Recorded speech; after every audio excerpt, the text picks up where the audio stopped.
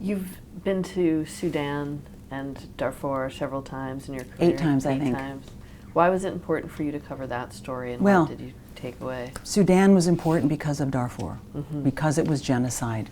And the government was also then beginning to attack other parts, other tribes in Sudan. Sudan is a very large country, and it was enduring a rebel movement, and also a lot of changes because of warming, and it created a fight for resources. In addition, it was, the people who were, there was also tension between people who were farmers and people who were herders. And the government took advantage of that and set off a roar of terror and war and fire on Black African tribespeople who wanted a greater voice in their government, who wanted greater resources, and who he decided he wanted to kick out of the country. And he's been successful. He's kicked out or killed more than 1 million people. When you interviewed some of the leaders that were involved in these conflicts, like the president of Chad, or how do you, first of all, how do you access them? How do you land those interviews? A lot of the times you're the first or only.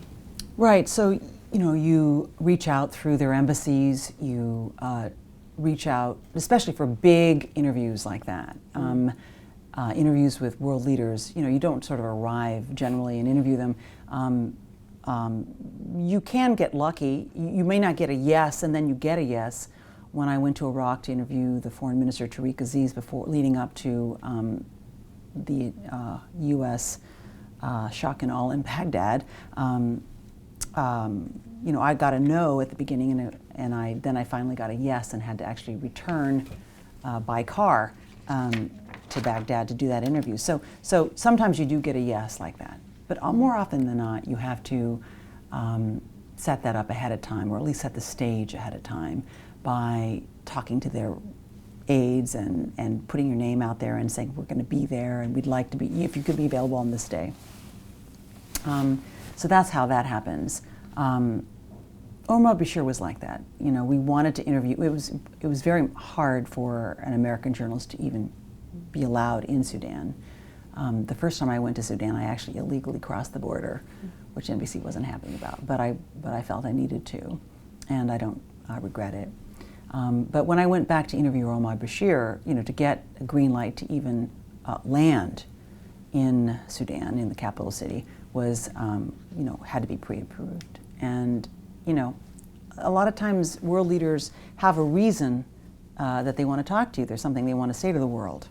He had been accused of genocide. People understood, and he was struggling with even other African nations, imagining that he was a genocider. And so he wanted to say something. So he granted me an interview. Were there conditions with that interview? No, I don't do interviews with conditions. I don't show you my questions. You just need to understand who I am, whether you think I'm a fair journalist, and then you take your risk. I will give your side, but I will ask you hard questions. And frankly, it's good for me to ask those hard questions, because if they're not asked, then they linger. Then there's some doubt about you.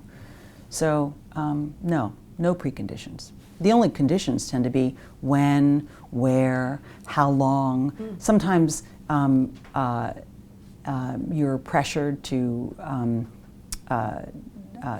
allow their cameras to also shoot the interview, which happened in Iran, so that they could have a because they weren't sure they could trust you. They wanted to make sure you didn't edit the interview. But that's not a precondition. That's just that's extra stuff. Whatever doesn't get in the way of the work, pure journalism, I'm good with.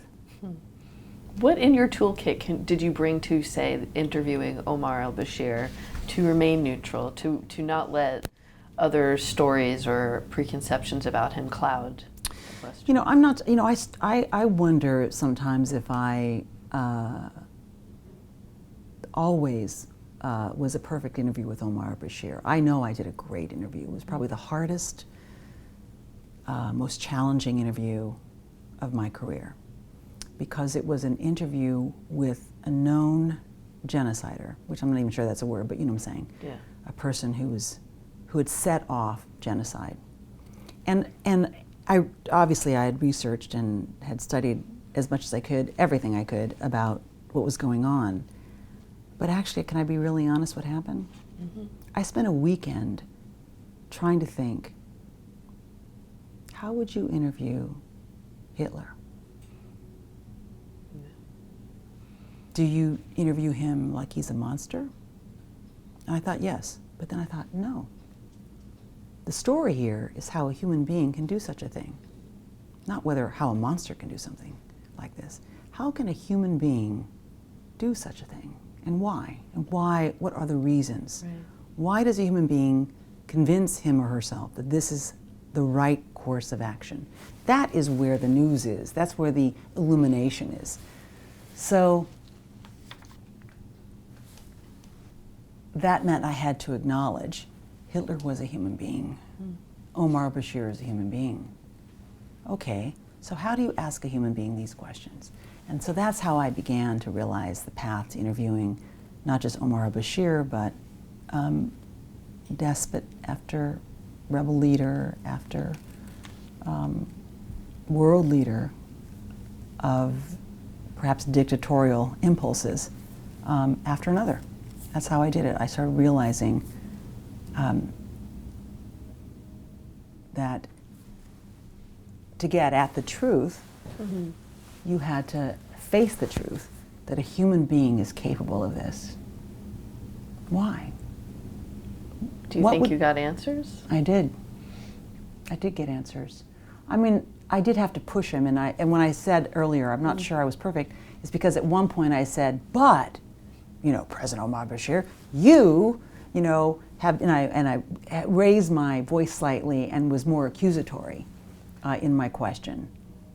I would have liked not to have done that, but he was sort of avoiding. So finally I did that. And then he said that, these people who are probably happier in these camps, run by humanitarian organizations, rather than being in their own villages where they were unable to, probably be good enough to farm and everything. I thought, that's it. You think that you're better than they are, that it's okay for them to live like that.